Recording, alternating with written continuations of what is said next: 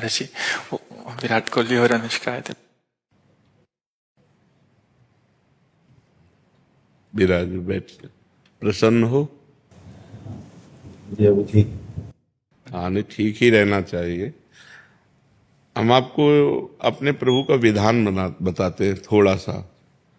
जब प्रभु किसी पर कृपा करते हैं, ये वैभव मिलना कृपा नहीं है, ये पुण्य है।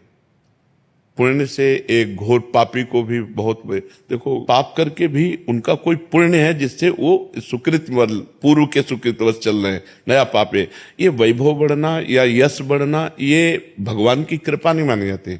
भगवान की कृपा मानी जाती है अंदर का चिंतन बदलना, जिससे आपके अनंत जन्मों के संस्कार भस्म होकर और अगला जो है वो बड़ा उत्तम होगा। अंदर के चिंतन से होता है, बाहर से कुछ नहीं होता। मात्र अंदर का चिंतन। अच्छा, अंदर का चिंतन हम लोगों का स्वभाव बन गया बहिर्मुखी।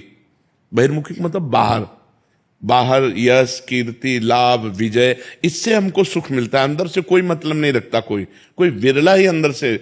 अब क्या होता है, भगवान जब कृपा करते हैं तो संत समागम देते हैं, फिर दूसरी जब कृपा होती तो विपरीतता देते हैं, और फिर अंदर से एक रास्ता देते हैं।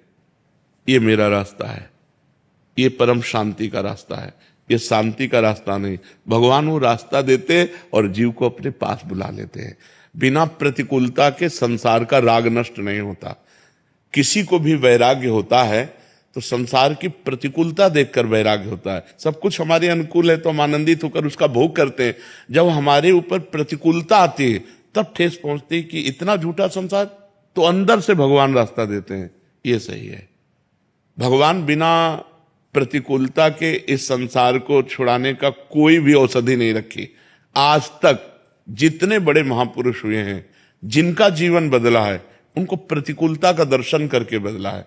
तो कभी प्रतिकूलता आए तो उस समय आनंदित हो कि मेरे ऊपर अब भगवान की कृपा हो रही है, कि मुझे सतमार्ग में चलने की प्रेरणा मिल रही है। अगर सतमार्ग छूटा हो, ये सब तो एक सेकंड के लिए आप विचार कीजिए।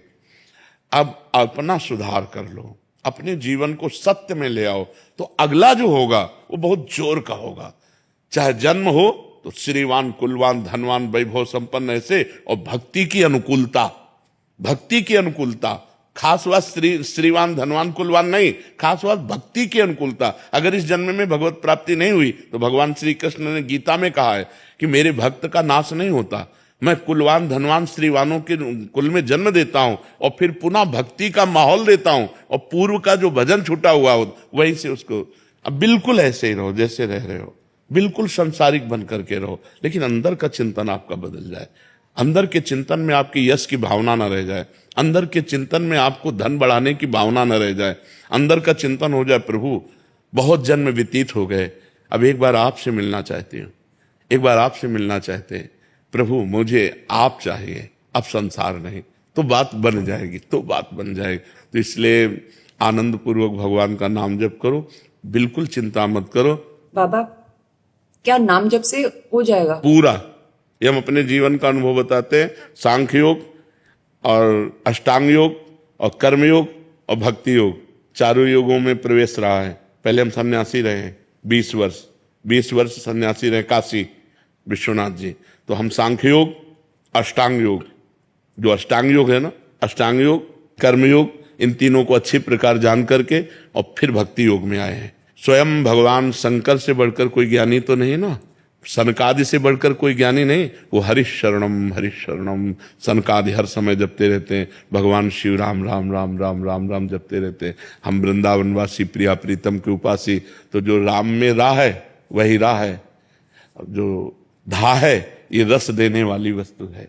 तो हम राधा राधा राधा राधा, मतलब आप ये समझो कि हमारी इतनी तार्किक बुद्धि रही, हमारी श्रद्धालु बुद्धि नहीं रही।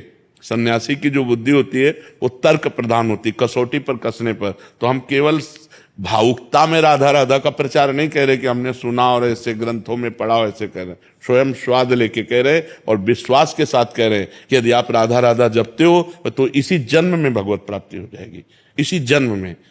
जैसे किसी से कहा जाए कि तुम सत्य बोलो, मंदिर में चढ़ के बोलो, तो हम मंदिर में नहीं, हम वृंदावन में बैठे हैं। करोड़ों मंदिर इसकी समानता नहीं कर सकते, भगवान का परम धाम है। अगर राधा राधा नाम चल रहा है तो इसी जन्म में भगवत प्राप्ति हो जाएगी। हमारी आखिरी श्वास यदि राधा, तो मुझे श्री जी की प्राप्ति, भगवान की प्राप्ति हो जाएगी। इसमें कोई संशय नहीं और किसी साधनों की कोई आवश्यकता नहीं। आप केवल अंदर ही अंदर चलाइए और लिखिए। देखो, हम जो कह रहे हैं उसको समझो। बहुत अधिक नाम जपने की हमें चेष्टा नहीं करनी, कम संख्या हो लेकिन मन लगा करके हो। जैसे हम, अब देखो, आप लिखो राधा, अपने दिमाग में लिखो, खुले नेत्र लिखो या बाहर बाहर देखो, दिखाई दे रहा है राधा लिखा हुआ। वही कान में सुनो राधा, वही अंदर उठाओ राधा। ये तीनों का एकाकार हो जाए तो ये करोड़ों नाम जप के बराबर है। देखो, जैसे हम बोला राधा, ऐसे हम 1000 राधा नाम बोले तो हम बोला राधा, ये उपांशु है, इसे उपांशु कहते हैं। राधा राधा राधा राधा 1000 बार, ये उपांशु हुआ। अब ये ऐसे उपांशु हम 10,000 बार जप करें, अंदर देखते हुए बोले राधा, उपांशु 10,000 बार नाम जप करने का फल एक बार मानसिक में है। इतना बड़ा फल है ये। ऐसे राधा राधा राधा चल रहा है, नेत्रों से हम उसे देख रहे हैं, कानों से उसे सुन रहे हैं। आप देखना कि अगर मन भगेगा तो आप लिख नहीं पाओगे राधा नाम, अगर लिख रहे हो तो मन भगेगा नहीं। तो चाहे 10 बार लिखो, 100 बार लिखो, लेकिन एक अभ्यास बनाओ ऐसा कि कुछ समय शांति से स्नान आदि करके बैठ गए और राधा राधा लिख रहे हैं, उसी का चिंतन कर रहे हैं। इसे अपना जीवन बना लो, फिर आप परिणाम में खुद देख लेना। कोई घाटे का सौदा तो है नहीं, ठीक है। ये सखी को दे दे, ठाकुर शिव जी की है।